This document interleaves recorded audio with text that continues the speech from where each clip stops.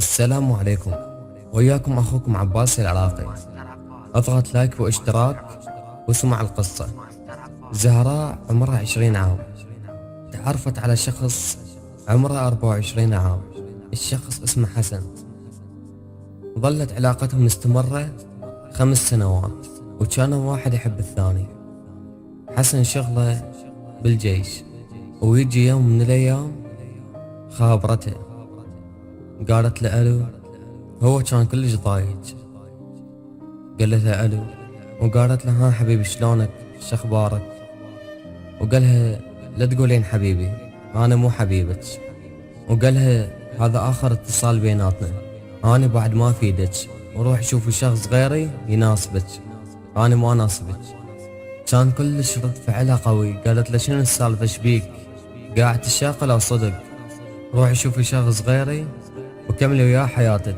وقالها أنا مو نصيبك، الله ما كاتبها نكمل أنا وياك. قالت له أنت تحكي صدق؟ قالها إيه أحكي صدق، لأن بحياتي ما مشاق وياك أنا هيك شقة. والبنت تقول أنا بعد ما تأكدت من الموضوع صدق بدأت دموع تنزل، وتقول نفس الوقت ما أعرف شو أرد عليه. هو رد عليها قالها أنا راح أروح وبعد لا تتصلين بي أبد. وهي قالت له لحظة قبل لا تروح، شكرا على الوقت اللي عشقتك بيه، وكانت هي أحلى أيام بحياتنا أنا وياك. وتقول بعد ما كملت أنا هذا الكلام الخط انسد، وكل شي انتهى بيننا أنا وياه، وما أعرف شنو أسوي نفس الدقيقة.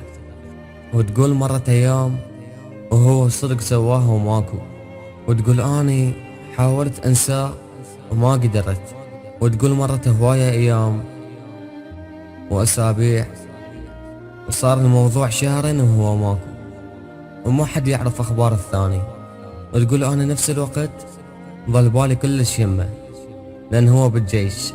وتقول أنا خفت، أقول خف صار له فشي. وتقول نفس اللحظة تذكرت أن أدخل على الحساب مالته مالت الفيس. وتقول بعد أنا ما دخلت، وتقول هو آخر صورة ناشرها كانت كلش حلوة. وتقول صار لي فضول أدخل على الصورة وأقرأ التعليقات. وتقول بعد ما دخلت على التعليقات ونهاية كانت الصدمة، الأصدقاء اللي عنده الكل كاتبين له بالتعليقات الله يرحمك. وتقول أنا نفس الدقيقة كلش انصدمت. تقول وخابرت عليه وخطه كان مغلق. وتقول تواصلت ويا أحد أقربائه اللي كانوا بالحساب مالته بالفيس. وتقول بعد ما تواصلت ويا صديقه قالت له شنو هاي الصورة الناشرة حسن، وشنو هاي التعليقات اللي بيها؟ وقالت له شنو هذا الموضوع صدق لو هيجي؟ ورد عليه وقال قالها ايه هذا الموضوع صحيح، وقبل شهرين التحق بالجيش وهو كان خايف كلش عليك.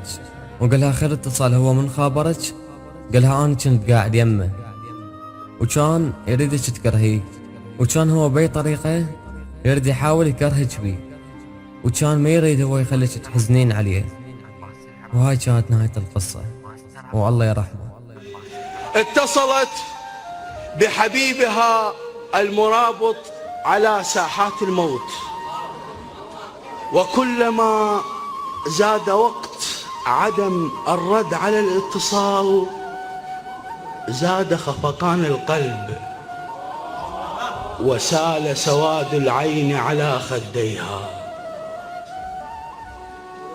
ألو ألو،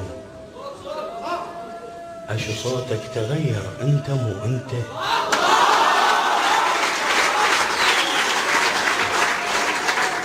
ألو ألو، أشو صوتك تغير أنت مو أنت؟ يا هروش القلب مبخوت والله الليل ما نمت. احكي احكي احكي وخل عيد بيك، بغيرك ما معيدته. ذني شفافك الحلوات مو حلوات بالسكته. أشو صوتك تغير أنت مو أنت؟ أشو صوتك تغير أنت مو أنت؟ يا هروش القلب مبخوت والله الليل ما نمته.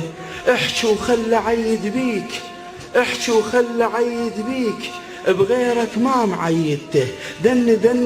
ذني شفافك الحلوات مو حلوات بالسكته. أمس أمس من بردته وحسيت بردان الغطا شلته.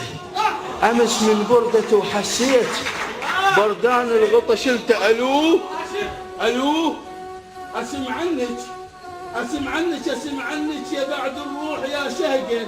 اعذريني اعذريني كنت مشغول أمشط قبلة الزرقاء.